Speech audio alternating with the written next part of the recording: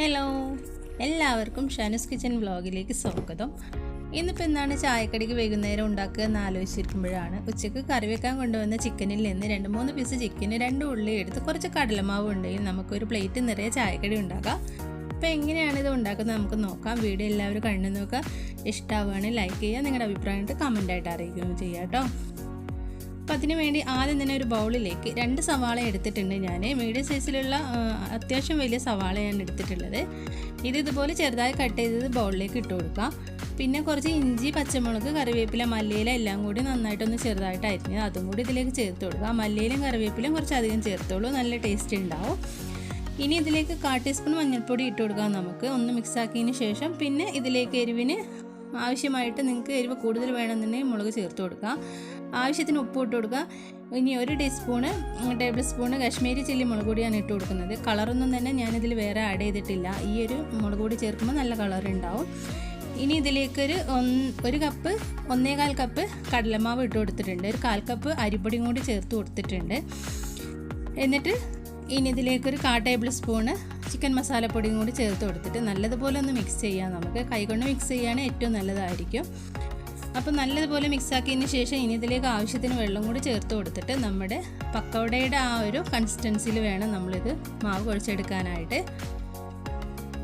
ഇനി ഇതിലേക്ക് ചിക്കൻ വേവിച്ച് വെച്ചിട്ടുണ്ടായിരുന്നു. ഞാനതിൽ നിന്ന് 2-3 പീസ് എടുത്തിട്ട് ഒന്ന് കൈകൊണ്ട് ഒന്ന് ഉടച്ചെടുത്തതാണ്. കുരുമുളകും മഞ്ഞൾപ്പൊടിയും ഉപ്പും കൂടി വേവിച്ച് വെച്ച ചിക്കനാണ്.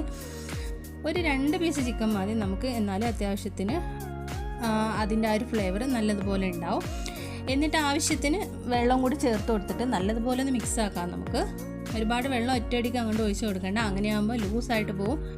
അപ്പം നമുക്ക് പക്കവട കറക്റ്റായിട്ട് ഉണ്ടാക്കിയെടുക്കാൻ പറ്റില്ല.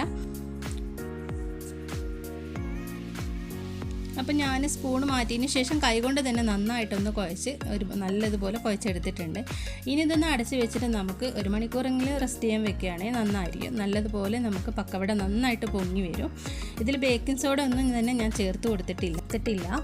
ഇനി നമുക്ക് മാവൊന്ന് തുറന്ന് നോക്കാം. 1 മണിക്കൂർ ഞാൻ റെസ്റ്റ് ചെയ്യാൻ വെച്ചിട്ടുണ്ടായിരുന്നു. അപ്പോൾ മാവ് നല്ലൊരു വ്യത്യാസം വന്നിട്ടുണ്ട്, നന്നായിട്ട് പൊങ്ങി വന്നിട്ടുണ്ട്. ഇനി നമുക്ക് കുറേശ്ശായിട്ട് നുള്ളി ഇട്ട് കൊടുത്ത് എണ്ണയിലേക്ക് ഇട്ട് കൊടുത്തിട്ടൊന്ന് ഫ്രൈ ചെയ്ത് എടുക്കാം.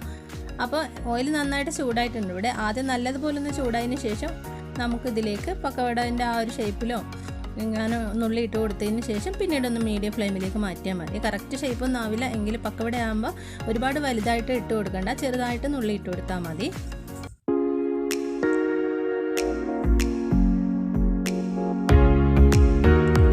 ആദ്യ ഒരു വശം നന്നായിട്ടൊന്ന് ക്രിസ്പായിട്ട് വെന്ത് വരുന്ന സമയത്ത് 2 വശവും ഒന്ന് തിരിച്ചു മറിച്ച് ഇട്ട് കൊടുത്തിട്ട് നല്ലതുപോലെ എണ്ണയിൽ നിന്ന് പൊരിഞ്ഞ് നമുക്ക് കോരി മാറ്റാം.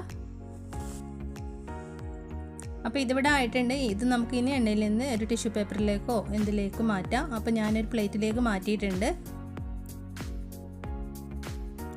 ബാക്കിയുള്ളത് ഇതുപോലെ നമുക്ക് ഫ്രൈ ചെയ്തെടുക്കാം. ഇതിനായിട്ട് നമ്മൾ ചിക്കൻ സെപ്പറേറ്റ് ആയിട്ട് വാങ്ങുമൊന്നും വേണ്ട. നമ്മൾ കറി വെക്കാൻ കൊണ്ടുവരുന്ന ആ ചിക്കനിൽ നിന്ന് 2 പീസ് ചിക്കൻ മതി, നമുക്ക് ഇഷ്ടം പോലെ ഉണ്ടാവും. പിന്നെ കടലമാവും ഉണ്ടായാൽ മതി. നമ്മുടെ വീട്ടിൽ എപ്പോഴുള്ള സാധനങ്ങൾ വെച്ചിട്ട് നമുക്ക് ഉണ്ടാക്കിയെടുക്കാൻ പറ്റുന്ന ഒരു അടിപൊളി ഈവനിങ് സ്നാക്സാണ്. എല്ലാവരും ഈ രീതിയിലൊന്ന് ട്രൈ ചെയ്ത് നോക്കുക. ഇഷ്ടപ്പെട്ടാൽ നിങ്ങളുടെ ഫീഡ്ബാക്കൊക്കെ ഒന്ന് അറിയിക്കുക. ചാനൽ ആദ്യമായിട്ട് കാണുന്നവരൊക്കെ ഉണ്ടെന്ന് സബ്സ്ക്രൈബ് ചെയ്ത് സപ്പോർട്ട് ചെയ്യാനും മറന്നു പോകരുത്. അപ്പോൾ നമ്മുടെ സ്നാക്സ് ഇവിടെ റെഡി ആയിട്ടുണ്ട്. ഇതുപോലത്തെ ഒരു പാത്രത്തിലേക്ക് മാറ്റിയിട്ടുണ്ട്. നല്ല ക്രിസ്പായിട്ട് നമുക്ക് കിട്ടിയിട്ടുണ്ട്, നല്ല ടേസ്റ്റി ഉണ്ടായിരുന്നു. അപ്പോൾ ഇനി ഇതുപോലത്തെ സിമ്പിൾ റെസിപ്പിയുമായിട്ട് കാണുന്നവരേക്കും thank you. Bye from Shanu's kitchen and vlog.